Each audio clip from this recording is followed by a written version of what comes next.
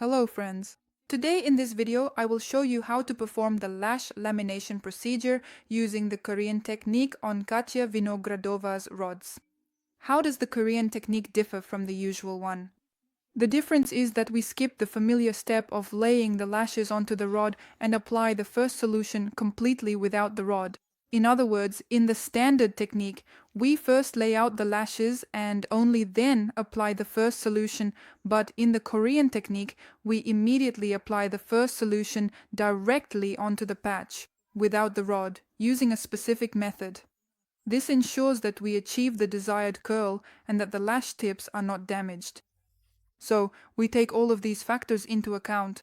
The Korean technique is the perfect option for those who simply want to make their work easier, since, honestly, laying out the lashes is not a particularly favorite step for many people.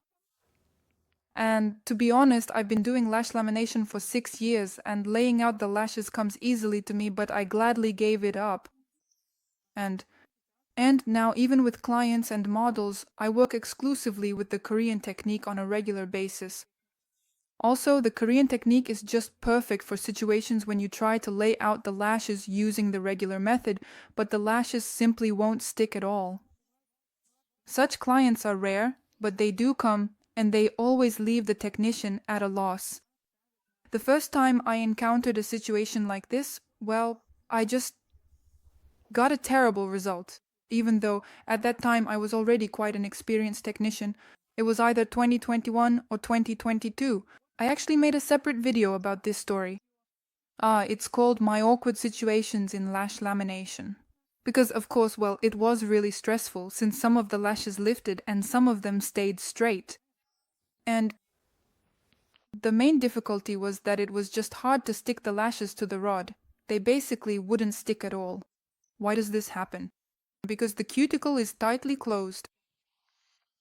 We don't have that space where moisture from the glue can get in, which is what allows the lashes to stick to the rod.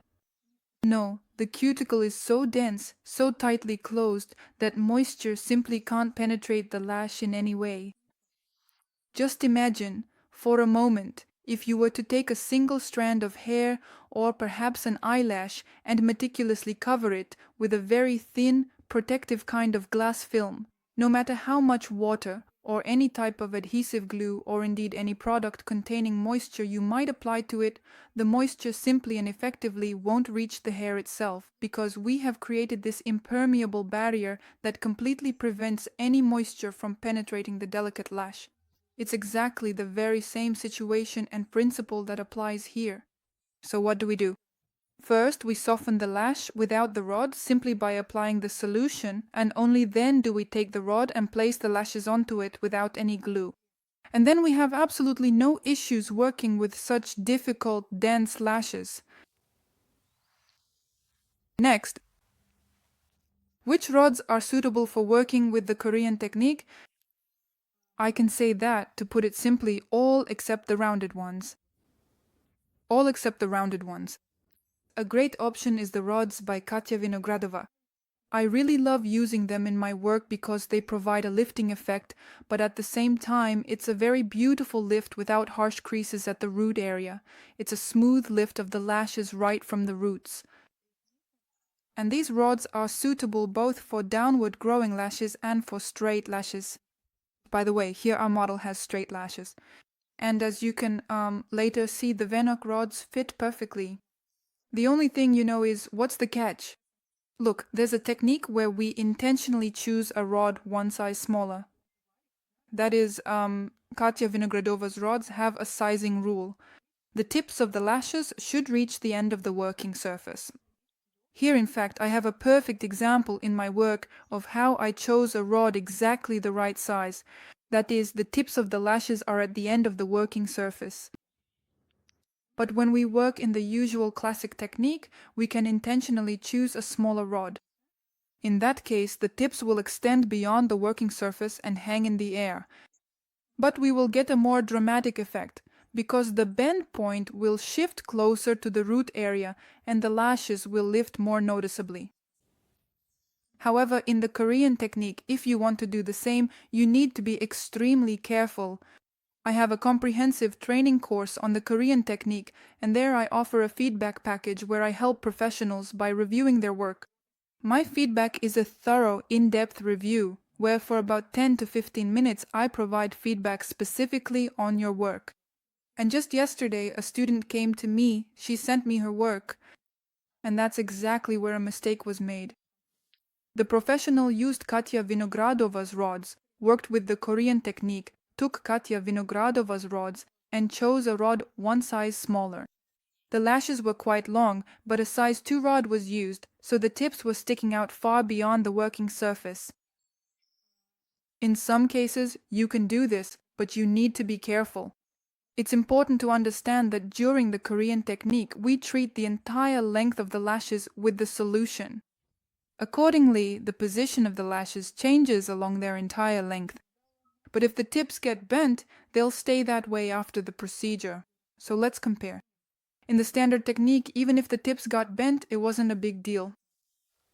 Of course, it's better to avoid this, but overall, it's not a big deal because we removed the rod from the tip, didn't apply the solution there, and everything turned out fine. The tips straightened out. In the Korean technique, we also applied the solution to the tips, so the tips will also follow the shape of the rod, meaning they'll keep that bend after the crease point. That's why, ideally, when using the Korean technique, you should select Katya Vinogradova's rods to match the size exactly, or be extremely careful, maybe use some kind of backing, or just make sure the tips don't get creased. So basically, you can work this way, but it's very important to do it with great care. Next, let's go over the following steps together. After we've finished the first solution and attached the lashes to the rod without glue, here I'm working without powder. Next, we apply the second solution, making sure to cover all the lashes. After that, we move on to the standard step of tinting and cleansing the lashes. Here, I cleanse the lashes using a foam cleanser. I'm using a foam cleanser from the brand. Next, I apply either the third solution or a gel concentrate to the lashes. Here, I'm using one from Amica Lashes. It's a concentrate, and I really like it. And just look at how beautiful and vibrant the curl turned out. I'm very pleased with the result. The lift is incredibly striking. And achieving such a bold effect is very easy with the Korean technique because, first of all, we treat the entire length of the lashes with the solution, you could say. Also, since we don't have the obstacle of glue, the solution works more effectively because in the regular technique, when laying out the lashes, there can be areas with more glue and areas with less. In the Korean technique, we don't have this obstacle, and the solution works more precisely. Next, in the Korean technique, we start applying the solution right from the root area, and thanks to this, of course, we achieve the most beautiful and striking effect. If you want to learn how to do the Korean technique, come to our training. Details are in the description. This online training is suitable for both beginners and experienced professionals. Damn. That's really cool. Everything's good. Alright, thank you all for watching. Bye bye.